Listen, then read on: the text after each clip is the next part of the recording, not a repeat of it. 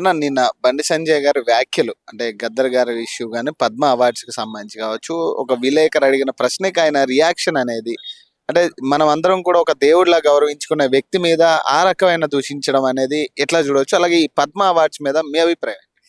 ఇప్పుడు బండి సంజయ్ గారు కేంద్ర హోంశాఖ సహాయ మంత్రిగా ఉన్నారు. ఈరోజు తెలంగాణ రాష్ట్రం రావడం వల్లనే ఆయన కేంద్ర సహాయ మంత్రి అయ్యారు. ఈ తెలంగాణ రాష్ట్రం రావాలని ఈ ఉస్మాన్ యూనివర్సిటీ నుంచి వెళ్ళినటువంటి గద్దరన్న తన పాట సాహిత్యంతో ఆయన దేశంలోనే గర్వించదగ్గ ప్రజావాగ్యకారుడు. కానీ తాను తెలంగాణ రాష్ట్రం గురించి ఈ యొక్క తెలంగాణ రాష్ట్రంలో పాదయాత్ర చేసి తెలంగాణ ప్రజలను చైతన్యం చేసి ఈరోజు తెలంగాణ రాష్ట్రం రావడానికి కారణమైనటువంటి తన సాహిత్యంతో చైతన్యం చేసినటువంటి వ్యక్తిని బండి సంజయ్ ఆయన చేసిన వ్యాఖ్యలు, ఆయన నక్సలైట్లకు మద్దతుగా ఇచ్చాడు, చాలా మంది పోలీసులను చంపాడు, చాలా మంది బీజేపీలను చంపాడని, అది చాలా తప్పు. ఎందుకంటే కారకుడు అని ఆయన చెప్పడం జరుగుతా ఉంది. చావులు చాలా మంది చావులు కారణము అనే మాటలు ఆయన అవగాహన రాహిత్యానికి నిదర్శనం. ఎందుకంటే గద్దరన్న తెలంగాణ రాష్ట్ర సాధన కొరకు ఆర్ఎస్ఎస్ బీజేపీతో టిఆర్ఎస్ పార్టీలను, తెలంగాణ కాంగ్రెస్ పార్టీని, అన్ని రాజకీయ పార్టీలను ఏకం చేయడానికి తన సిద్ధాంతాన్ని వదులుకొని కూడా పనిచేసినటువంటి నేపథ్యం. చాలా మంది దత్తాత్రేయ గారితో కానీ, అప్పుడు ఉన్నటువంటి కిషన్ రెడ్డి గారితో కానీ చాలా మందితో తెలంగాణ ఆవశ్యకతకు చెప్పి వాళ్ళందరి యొక్క దగ్గరికి వెళ్ళి ఏకం చేసినటువంటి వ్యక్తిని నువ్వు అలా మాట్లాడడం అనేటువంటిది యావత్ 3.5 కోట్ల మంది తెలంగాణ ప్రజలు దాన్ని వ్యతిరేకిస్తూ ఉన్నారు. ముఖ్యంగా బండి సంజయ్ గారు నుంచి స్టార్టింగ్ నుంచి కూడా చూడండి, తను రెచ్చగొట్టే వ్యాఖ్యలతోటి తను హైలైట్ కావాలని ఇప్పుడు ఈ సందర్భంలో మళ్ళీ రాష్ట్ర అధ్యక్షుడు అనేటువంటి చర్చ జరుగుతుంది. ఒక దిక్కు మన ఈటల రాజేందర్ గారికి అధ్యక్షుడు వచ్చేటువంటి అవకాశం ఉంది కాబట్టి మళ్ళీ నేను రెచ్చగొట్టే విధంగా హైలైట్ చేసి మళ్ళీ నేను ఆ రాష్ట్ర అధ్యక్షుడు పదవి తీసుకోవాలనే ఆలోచనతో మాట్లాడినట్టున్నారు. ముఖ్యంగా ఉత్తర తెలంగాణ కరీంనగర్ జిల్లా కూడా ఉద్యమాలకు అది పెద్ద కిల్లా. అక్కడి నుంచి తెలంగాణ వాదాన్ని తీసుకొచ్చినటువంటి చరిత్ర ఉంది. ఆయన ఏ రోజు కూడా బండి సంజయ్ గారు తెలంగాణ ఉద్యమం లేడు, తెలంగాణ గురించి అవగాహన లేదు కాబట్టి అంత పెద్ద లెజెండ్ని ఆ విధంగా మాట్లాడాలని ముఖ్యంగా ఉస్మాన్ యూనివర్సిటీ విద్యార్థులుగా మేము దాన్ని తీవ్రంగా ఖండిస్తా ఉన్నాం. పద్మశ్రీ అవార్డ్స్ అనేది అంటే బేసిక్ గా కాంగ్రెస్ వాళ్ళు కూడా కొంతమంది లీడర్స్ మాట్లాడుతూ గద్దర్ గారి పేరు మేము కూడా రిఫర్ చేశాము, కనీసం దాన్ని కన్సిడర్ లో కూడా తీసుకోలేదు ప్రభుత్వం అనేది వాళ్ళు చెప్తా ఉన్నారు కేంద్ర ప్రభుత్వం గురించి. అలాగే ఇటీవల మందకృష్ణ మాదిక్ గారికి కూడా పద్మశ్రీ అవార్డు ఇవ్వడం అనేది ఎట్లా చూడాలంటే ఈ అవార్డ్స్ అనేది జెన్యున్ గా జరిగినాయని కొంతమంది అంటున్నారు, కొంతమంది బీజేపీ ప్రోద్బలంతో ఉన్న వాళ్ళకి కొంతమందికి ఇచ్చిర్రు అనేది కూడా ఒక ఇది ఉంది. ఇప్పుడు మీరు బీజేపీ అధికారంలోకి వచ్చిన తర్వాత మీరు చూడండి, భారత రాజ్యాంగం మీద ప్రమాణం చేసిన వారు భారత రాజ్యాంగాన్ని మార్చాలనేటువంటి ప్రయత్నంలో వాళ్ళంతా ఉన్నారు. వాళ్ళ ఈ అవార్డులను కూడా పద్మ విభూషణ్ కానీ, పద్మభూషణ్ కానీ, పద్మశ్రీలను కూడా వాళ్ళు దీన్ని రాజకీయంగా ఉపయోగిస్తూ ఉన్నారు. ఆయా రాష్ట్రాలలో అధికారంలోకి రావడానికి ఏ సామాజిక వర్గాలు అయితే చైతన్యం ఉన్నారో ఆ సామాజిక వర్గాలకు ఈ అవార్డులు ఇచ్చి ఆ కమ్యూనిటీని మచ్చిక చేసుకునేటువంటి విధానాన్ని వాళ్ళు అవలంబిస్తూ ఉన్నారు. దీన్ని ముఖ్యంగా కాంగ్రెస్ పార్టీ రెఫర్ చేసినటువంటి వాళ్ళైతే ఈ తెలంగాణ రాష్ట్రాన్ని రావడంలో తమ సాహిత్యాన్ని, తమ యొక్క ఉద్యమ నేపథ్యాన్ని త్యాగం చేసినటువంటి వాళ్ళు. కాంగ్రెస్ పార్టీ రెఫర్ చేయకపోయినా వాళ్ళకి ఇవ్వాల్సినటువంటి అవసరం ఉంటుంది. జయధీర్ తిరుమలరావు గారు కానీ, హరగోపాల్ లాంటి వాళ్ళు ఉన్నారు, అదేవిధంగా ఇప్పుడు గద్దరన్న లాంటి వాళ్ళు ఉన్నారు, అది మన అందశ్రీ లాంటి వాళ్ళు ఉన్నారు. వీళ్ళందరూ ఏంటంటే తెలంగాణ ఉద్యమ గొంతుకలు, తెలంగాణ రావాలని ఆశించి మొత్తం తమ యొక్క జీవితాలను త్యాగం చేసినటువంటి వాళ్ళను ఒక పార్టీ ఘాటున కట్టి చూడడం అనేది తప్పు. వాళ్ళు నిజంగా వాళ్ళు గుర్తించదలుచుకుంటే వీళ్ళను గుర్తించి ఇంకా ఎక్కువ మంది తెలంగాణ రాష్ట్రానికి ఇవ్వాలి కదా.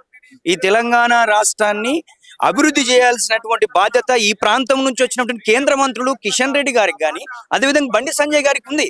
ఇక్కడ రాజకీయాలు చేయొద్దు. ఈ ప్రాంతం నుంచి ఎంతమందికి అవార్డులు ఇస్తే అంత మంచిది, ఈ ప్రాంతం యొక్క గొప్పతనం తెలుస్తుంది. కానీ వాళ్ళు బీజేపీని అధికారంలోకి తీసుకురావడానికి ఇక్కడ ఉన్నటువంటి వాళ్ళను అవమానించేటువంటి విధానం ఏదైతే ఉందో యావత్ తెలంగాణ సమాజం అంతా కూడా వ్యతిరేకిస్తూ ఉంది.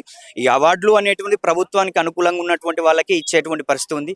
జెన్యున్ గా గుర్తించి ఇచ్చేటువంటిది పద్మ విభూషణ్ కానీ, పద్మభూషణ్ కానీ ఇవన్నిటిని చూస్తే మనకు అర్థమవుతుంది కదా. బాలకృష్ణ గారికి ఇచ్చారు. బాలకృష్ణ గారు ప్రభుత్వం ఈరోజు టీడీపీ అక్కడ అధికారంలో ఉంది. ఇవన్నీ చూడాల్సినటువంటి అవసరం ఉంది. ఒకటి డైరెక్ట్ గా మనం మాట్లాడుకుంటే మందకృష్ణ మాదిక్ గారికి పద్మశ్రీ ఇవ్వడం అనేది అంటే మీరు ఒక పక్క మాలల తరపు నుంచి మీరు మాట్లాడుతా ఉన్నారు, ఒక పక్క మాదిగల తరపు నుంచి జరుగుతా ఉంది. ఏదేమైనా కానీ మందకృష్ణ మాదిక్ గారికి రావడం అనేది మీ అంచనా ప్రకారం అది కరెక్ట్, జెన్యూన్ అనుకుంటారా లేకపోతే? ఇప్పుడు వాస్తవంగా ఏంటంటే తనకు కూడా ఉద్యమ నేపథ్యం ఉంది. ఆయనకి ఇవ్వడాన్ని నేనైతే వ్యతిరేకించను. ఎందుకంటే ఒక దళిత వర్గాల నుంచి ఒక మాదిగ బిడ్డగా ఆ యొక్క అవార్డు రావడం అనేది మేము స్వాగతిస్తా ఉన్నాం. అలాగే మిగతా సామాజిక వర్గాలు ఆయా రంగాలలో ఎవరైతే సాహిత్యాన్ని నిర్మించారో, ఈ తెలంగాణ రాష్ట్రం గురించి, పేద వర్గాల గురించి సాహిత్యాన్ని నిర్మించి వాళ్ళ యొక్క ఈ సమాజ చైతన్యంలో భాగస్వాములైనటువంటి వాళ్ళకు మిగతా వాళ్ళకు కూడా ఇవ్వాల్సినటువంటి అవసరం ఉండే. భక్తి దీన్ని ఆలోచించినప్పుడు వాళ్ళు వాళ్ళ రాజకీయ ప్రయోజనాల్లో భాగంగానే వాళ్ళు ఇస్తా ఉన్నారు అనేది మాకు అర్థమవుతా ఉంది. అందుకే మేము ఒకటే చెప్పదలుచుకున్నది ఏంటంటే, ఈ తెలంగాణ నుంచి ఉన్నటువంటి కవులు, రచయితలని, గాయకుల్ని ఇంకా గుర్తించాల్సినటువంటి అవసరం ఉండే. వాగ్గేయకారులు అంటే ఈరోజు వాళ్ళు ఈ ప్రభావితం చేశారు కదా, అన్ని మన సామాజిక వర్గాలను ప్రభావితం చేశారు. తెలంగాణ 3.5 కోట్ల మందిని ప్రభావితం చేశారు. ఉత్పత్తి కులాలను ప్రభావితం చేసిన గొప్ప వాళ్ళు, దేశంలోనే గొప్ప సాహిత్యం నిర్మించినటువంటి వాళ్ళుగా చెప్పబడుతున్న వాళ్ళను గుర్తించకపోవడం వెనకాల రాజకీయాలు ఉన్నాయని మేమైతే భావిస్తా ఉన్నాం. ఎవరికైతే వచ్చిందో వాళ్ళకు శుభాకాంక్షలు చెప్తున్నాం. ఇంకా మా తెలంగాణ నుంచి ఇంకా చాలా మందికి ఇవ్వాలని చెప్పేసి కేంద్ర ప్రభుత్వాన్ని డిమాండ్ చేస్తున్నాం. ఈ అవార్డులతో రాజకీయాలు చేయకండి, జెన్యూన్ గా గుర్తించండి అనే విషయాన్ని వాళ్ళకు చెప్పదలుచుకున్నాం. మీరు గద్దర్ 77వ జయంతి నిర్వర్తిస్తా ఉన్నారు. ప్రధానంగా అంటే దీనికి కాంగ్రెస్ పార్టీ అలాగే ఇటు గద్దర్ ఫౌండేషన్ నుంచి అంటే ఎలా ఉండబోతుంది కరెక్ట్? ఇప్పుడు వాస్తవంగా ఈ రాష్ట్ర ప్రభుత్వం, ముఖ్యంగా రేవంత్ రెడ్డి గారు అధికారంలోకి వచ్చిన తర్వాత గద్దర్ అన్న రాహుల్ గాంధీతో కలిసి ఆయన భారత రాజ్యాంగాన్ని రక్షించుకోవాలని చెప్పి భారత రాజ్యాంగాన్ని తన చేతిలో పెట్టాడు. పాదయాత్ర చేయాలని కూడా చెప్పాడు. ఇక్కడ కూడా బట్టి విక్రమార్క కూడా పాదయాత్ర చేశారు. రేవంత్ రెడ్డి గారు కూడా ఇక్కడ గద్దరన్నతో కలిసి చాలా కార్యక్రమాలు పాల్గొన్నాడు. ఇక్కడ ప్రజాస్వామ్యం పరడవిల్లాలే, తెలంగాణలో ఉన్నటువంటి అభివృద్ధి జరగాలని కాంక్షించినటువంటి వ్యక్తి గద్దరన్న.